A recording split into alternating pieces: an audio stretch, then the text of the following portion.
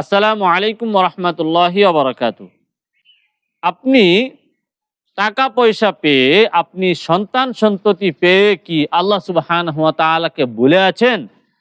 তাহলে আপনাকে লক্ষ্য করে আল্লাহ সুবহানাহু ওয়া তাআলা কি বলেছেন একটু শুনে যান।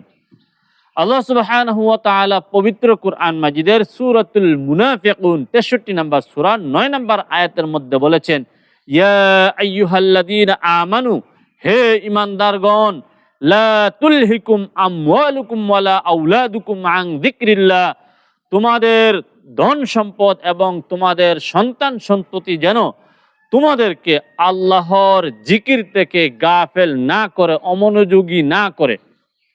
ওয়ামান ইয়াফআল যালিক, যে ব্যক্তি এরূপ করে, মানে ধন সম্পদ টাকা পয়সা পেয়ে যে আল্লাহকে ভুলে যায়, আল্লাহকে যে স্মরণ করে না, ফাউলাইকা হুমুল খাসিরুন, তারা ক্ষতিগ্রস্তদের অন্তর্ভুক্ত।